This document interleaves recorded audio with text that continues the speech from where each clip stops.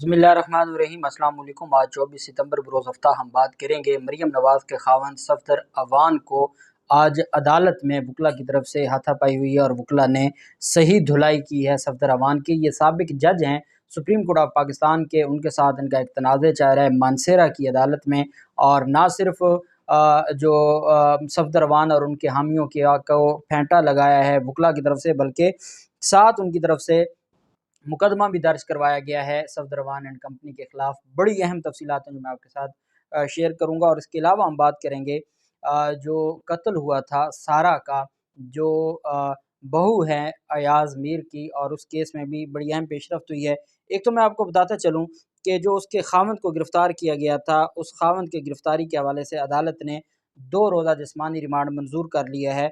और ये तीसरी बीवी थी और ये अमेरिका में जॉब कर रही थी और कुछ महीने पहले ही शादी हुई थी, लेकिन बदकिस्मती से उसकी जान ले ली गई। मामला क्या है अभी तक कुछ पता नहीं है। और इसमें अदालत की तरफ से, क्योंकि शहबाज गिल का जो केस है उसके बाद जो चीज़ें हैं वो बड़ी और इस्लामाबाद पुलिस का जो रोल है और इस्लामाबाद पुलिस के हवाले से जो चीज़ें हैं वो इंतहाई ख़राब हो चुकी हैं। इस वजह से अदालत ने स्पेसिफिकली हुक्म दिया है कि जिस्मानी रिमांड पर ले जाने से पहले और जिस्मानी रिमांड 2 दिन का मुकम्मल हो उसके बाद मेडिकल करवाया जाए और अदालत में पेश किया जाए, ताकि किसी तरह का जो तशद्दुद है वो ना देखने को मिले। और अदालत ने कहा कि चलें ये पता चल जाए कि इनके खिलाफ किसी किस्म का कोई जिस्मानी तशद्दुद नहीं हुआ। तो शहबाज गिल की जो कुर्बानी है, उस कुर्बानी के बाद अब चीज़ें अल्लाह ने किया है बेहतर होना शुरू हुई हैं और हम उम्मीद करते हैं कि इंशाअल्लाह ये जो बदमाशी और गुंडागर्दी है ये बंद हो जाएगी। दूसरी तरफ बीवी को कत्ल करने के इल्ज़ाम में शाहनवाज़ को 2 रोज़ा जिस्मानी रिमांड पर पुलिस के हवाले किया गया है। मुलज़म शाहनवाज़ के वालिदैन के वारंट गिरफ़्तारी की दरख्वास्त की, जिस पर जज ने इस्तफ़सार किया कि आपको किस लिए मुलज़िम के वालिदैन का जो वारंट गिरफ़्तारी हैं वो चाहिए। ये चाहते थे अयाज़ मीर और अयाज़ मीर के अलावा उनकी बीवी को भी इस मुकदमे में गिरफ़्तार करना। कानूनी तौर पर अगर तो उस खातून की गिरफ़्तारी में कोई सॉरी उनकी मौत में कोई मुलव्वस है, तो हम सब पूरी कौम उस मकतूला के साथ खड़ी है, सारा के साथ खड़ी है। और जो जिस तरीके से ज़ुल्म किया गया है और उनको कत्ल किया गया है, इसमें तो कोई दूसरी राय नहीं है। लेकिन एक बात याद रखिएगा कि आज पहला दिन है तफ्तीश का, जब 2 रोज़ा जिस्मानी रिमांड मिला है। अभी पुलिस ने तफ्तीश करनी है। पुलिस ने अयाज़ मीर को जाके उनके घर पे जाके उनसे बातचीत करें, तफ्तीश करें, उनकी वाइफ से करें। लेकिन अभी जिनके घर इतना बड़ा सदमा हुआ है और अयाज़ मीर जो माजी में आप जानते हैं उनके ऊपर भी हमला हुआ है और वो मौजूदा हुकूमत वगैरह के ख़िलाफ़ खुलकर बात करते हैं, तो इस तरीके से उनके वारंट गिरफ़्तारी जारी करवाना इस्लामाबाद पुलिस की तरफ से, ये मामलात को कि कहीं अयाज़ मीर के हवाले से चीज़ों को गलत तरीके से ना पेश किया जाए। वो सीनियर सहाफ़ी हैं और देखा जाए। और ये भी आप जानते हैं कि जो जिस उनकी वाइफ़ से ये बेटा है शाहनवाज़, और उनसे काफ़ी अरसा पहले वो डाइवोर्स हो गई थी और ये अलग रहते हैं। लेकिन अब देखना ये है कि अदालत से वालिदैन के वारंट गिरफ़्तारी, मुलज़िम शाहनवाज़ के वालिदैन के वारंट गिरफ़्तारी क्यों तलब किए गए। तफ्तीशी अफ़सर ने जवाब दिया कि मुलज़िम शाहनवाज़ के वालिदैन से तफ्तीश करनी है, जिस पर अदालत ने मुलज़िम शाहनवाज़ के वालिद अयाज़ मीर और वालदा के वारंट गिरफ़्तारी की दरख्वास्त मंजूर कर ली। मैं हैरान होता हूँ, दुनिया में इतने बेहतर तरीके से तफ्तीश होती है, दुनिया में तफ्तीश के तरीके बदल गए हैं। और हमेशा ऐसे होता है कि पुलिस जाती है, वो मौके पे देखती है, वहाँ पर मौजूद फैमिली के लोगों से बातचीत करती है, उनसे सवाल जवाब करती है, लेकिन पहली पेशी पर ही वारंट गिरफ़्तारी जारी करवाना, इसकी कोई समझ नहीं आती हमारे कानून में। और ये बेसिकली ज़ाब्ता फ़ौजदारी जो है उसको मिसयूज़ किया जा रहा है पुलिस की तरफ से, और पुलिस इन सारे मामलात को अपने मकासद के लिए भी इस्तेमाल कर सकती है। अब देखना ये है कि जो हमारी अदालतें हैं वो किस तरह प्रोटेक्शन देती हैं। और वारंट गिरफ़्तारी से मुराद ये होता है कि उनको तलब किया जाएगा, बुलाया जाएगा कि पेश नहीं होते तो उनको गिरफ़्तार कर लिया जाएगा, अयाज़ मीर को और उनकी बीवी को। तो इसमें हम ये चाहते हैं कि जो सारा है उसको और उसकी फ़ैमिली को, अयाज़ मीर को, इन सब को इंसाफ़ मिले। और जो ज़िम्मेदार है उसको कहीं किसी सूरत में भी मुआफ़ी नहीं मिलनी चाहिए, चाहे वो कोई सहाफ़ी है, चाहे वो कोई वकील है, चाहे कोई जज है। जो अगर किसी इंसान की जान लेने में मुलव्वस है, ऐसे शख्स के लिए तो माफ़ी कोई नहीं। लेकिन चीज़ों को ये देखना है कि आपने बेटे के गुनाह की सज़ा बाप को नहीं देनी, और बाप को भी इस वजह कि आपको कोई उसके साथ सियासी आपका कोई इंतकाम है या कोई ऐसी चीज़ है, इन चीज़ों को भी आइन और कानून के उसमें देखना चाहिए।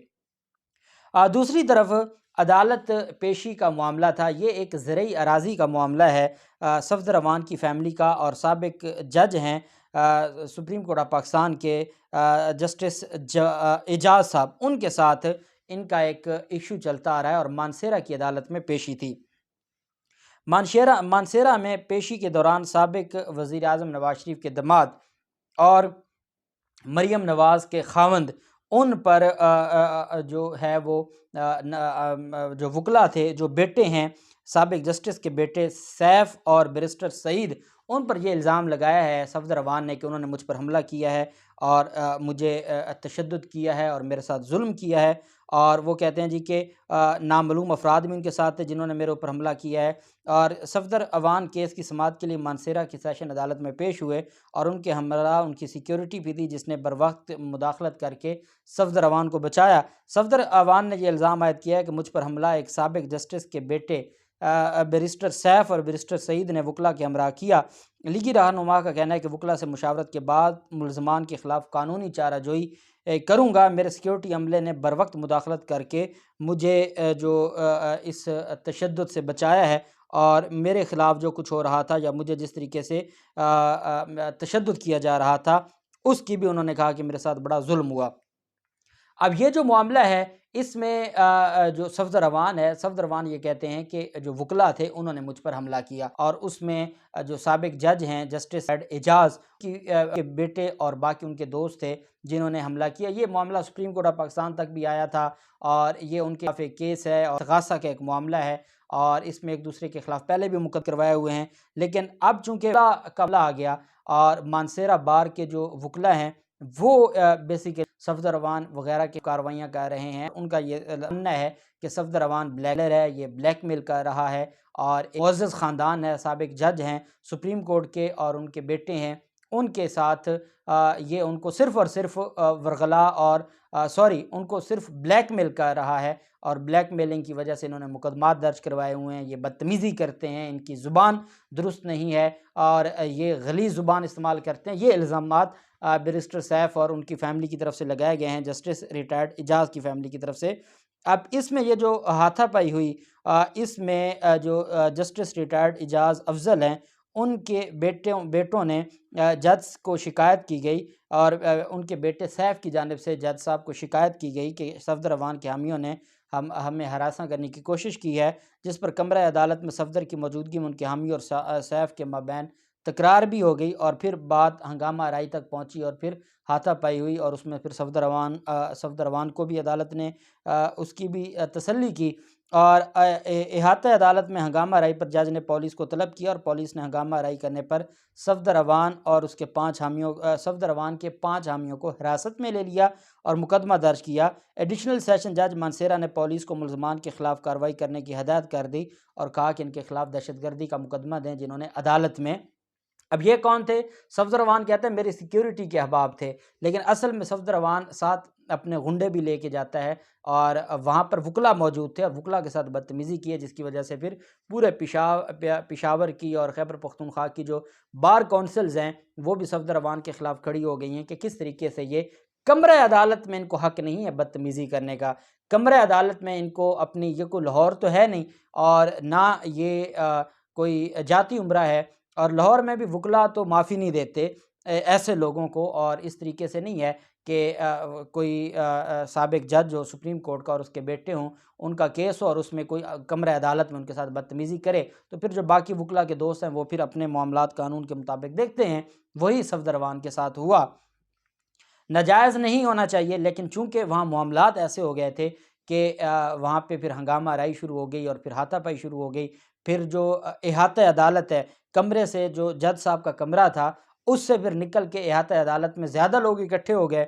वहाँ वकला की तादाद भी ज़्यादा हो गई, और सफ़दर अवान के जो हामी वो अपने साथ लेके जाते हैं वो भी वहाँ पे थे। तो फिर वहाँ पे हाथापाई हुई, जिसमें 5 जो सफ़दर अवान के साथी हैं उनको हिरासत में लिया है पुलिस ने, मुकदमा दर्ज किया है, और इसमें सफ़दर अवान का नाम भी उस मुकदमे में शामिल किया गया है। और क्योंकि जज की अदालत में ये हुआ है और वहाँ पर जो जज साहब हैं उनके साथ भी बदतमीज़ी की गई है और उनकी अदालत का जो डेकोरम है उसको भी ख़राब किया गया है और वकला के साथ लड़ाई की गई है, हाथापाई की गई है।